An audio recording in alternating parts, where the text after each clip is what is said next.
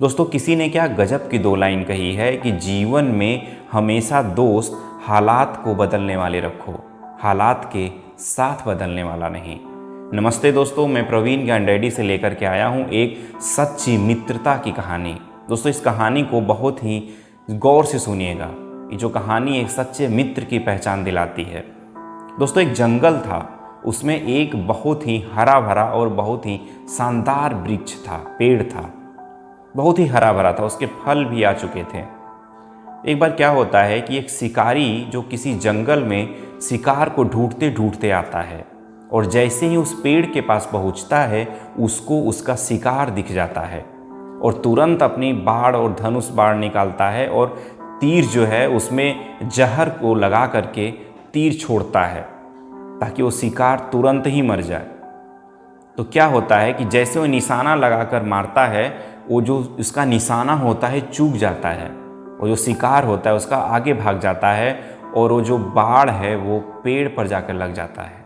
उससे क्या होता है कि वो जो पेड़ इतना हरा भरा जिसमें फल ढेर सारे लटके होते हैं, फले होते हैं, वो तुरंत जो है सूख जाता है। जो शिकारी होता है उसको बहुत ही मन ग्लानि आती है कि यार मैंने क्या कर दिया, इतने अच्छे हरे भरे पेड़ को मैंने एक तीर से तुरंत ही उसको ख़राब कर दिया। तो वो जो है एक दो दिन तक डेली देखने आता था कि उस पेड़ की हालत कैसी है, उसको पानी देता था कि किसी तरह ये सही हो जाए। तो उसने गौर किया कि उस पेड़ पर एक तोता रहा करता था। तो तोता भी जिस दिन से मारा था उस दिन से तोता वहीं उसी पोजीशन पर बैठा रहता था और उस पेड़ के साथ साथ वो भी जो है सूखता चला जा रहा था। ऐसा लग रहा था कि मानो वो यहाँ से हटा ही नहीं है, कहीं जा करके वो खाना ही नहीं खाया, पानी ही नहीं पिया। चुपचाप जब से पेड़ पे तीर लगी है वो तोता भी वहीं पर बैठा है। देखते देखते वो जो है भगवान से प्रार्थना करने लगता है कि प्रभु ये क्या हो रहा है, क्या अनर्थ मैंने कर दिया, कम से कम इस प्रभु तोते को तो बचा लीजिए। उसकी प्रार्थना की गूंज जो है वो भगवान तक पहुंचती है। इंद्रलोक में जो है इंद्र भगवान के पास उसकी गुहार पहुंचती है। इंद्रदेव देखते हैं कि यार वाकई में यार ये कैसा इंसान है, इसने इस पेड़ को मारा लेकिन उसके साथ साथ ये तोता भी मर रहा है, क्या ही मित्रता है। आके समझाते हैं कि यार तुम क्या कर रहे हो, पेड़ के साथ साथ अपनी भी जान दे रहे हो भाई। ऐसा करो, जंगल में बहुत सारे फल हैं, बहुत सारे पेड़ हैं, तुम जाकर के उस पर अपना भोजन करो, उस पर अपना घर बना लो, क्यों इसके साथ अपना जीवन बर्बाद करने को लगे हो, इसका तो अंत समय आ चुका है। तो उस तोते ने बहुत प्यारा जवाब दिया भगवान को। उसने कहा कि प्रभु मैं बचपन से इस पे पैदा हुआ और इसने हमको बचपन से लेकर के आज तक हमको फल खिलाया और आज इसके मरने की समय है तो आप कहते हैं इसको छोड़ के चले जाएं हम।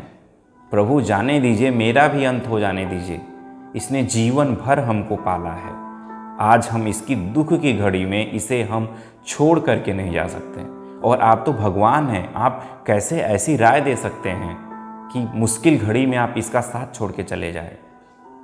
तो जो उसकी बात सुन करके, उसकी मित्रता की मिसाल सुन करके जो इंद्र भगवान थे काफ़ी प्रसन्न हो गए, कहें कि मांगो जो भी वर मांगना हो। तो उसने कहा कि प्रभु हमको कोई वर नहीं चाहिए, बस सिर्फ और सिर्फ एक ही विश चाहिए कि प्रभु जो हमारा मित्र जो पहले जैसे था वैसे ही हो जाए। तो बस इतने में ही तुरंत अमृत की वर्षा होने लगती है और वो पेड़ जो है ठीक वैसे ही हो जाता है जैसा पहले था। उसमें जितने भी फल थे जो सूख रहे थे वो बिल्कुल फ्रेश हो जाते हैं और वो जो पेड़ है फिर से हरा भरा हो जाता है। दोस्तों कहानी तो बहुत ही छोटी है लेकिन इसका मतलब और भाव बहुत ही बड़ा है।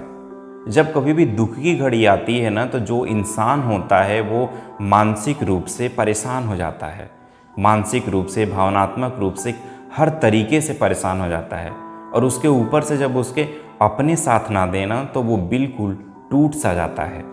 तो जब कभी भी दुख की घड़ी आती है तो हमारा कर्तव्य है, हम भले ही उसका कुछ भी ना करें, सिर्फ और सिर्फ अगर आप इतना बोल दीजिए कि यार तुम परेशान मत हो मेरे दोस्त, मैं तुम्हारे हमेशा साथ हूँ। बस इतनी कही हुई बातें उसके लिए एक एनर्जी का काम करती है। तो जब किसी का भी बुरा समय आए तो आप उनका सपोर्ट करना मत भूलिएगा, सुख की घड़ी में अगर आप अपने रिश्तों को निभाते हैं तो ज़रूर याद रखिए कि अगर आप सच्चे इंसान हैं तो उसकी दुख की घड़ी में भी उसी भेदभाव से जैसे आप सुख की घड़ी में उसके साथ बिहेव करते हैं वैसे ही खड़े रहेंगे। दोस्तों, आप खुद सच्चा बनिए किसी के लिए और अपने आसपास सच्चे लोगों को रखिए, क्योंकि आज की दुनिया में सच्चे लोगों और ईमानदार लोगों की बहुत ज़्यादा ज़रूरत है। तो खुद बनिए ऐसा और दूसरों को जो ऐसे लोग हों उन्हीं को अपने साथ रखिए, ताकि आपका जीवन हमेशा खुशियों से भरा हो। तो दोस्तों, आज की कहानी कैसी लगी हमें ज़रूर बताइएगा। आपके जितने भी फीडबैक होते हैं हमको देख करके और भी मोटिवेशन मिलता है, ताकि हम और अच्छी अच्छी कहानियाँ आप तक ला सकें। आज के लिए बस इतना ही। अगले हफ्ते फिर से आपका दोस्त लेकर के आता है एक प्यारी सी कहानी। तब तक खुश रहिए और उस ईश्वर पे विश्वास करिए और एक सच्चा और एक ईमानदार मित्र जरूर बनिए। जय हिंद।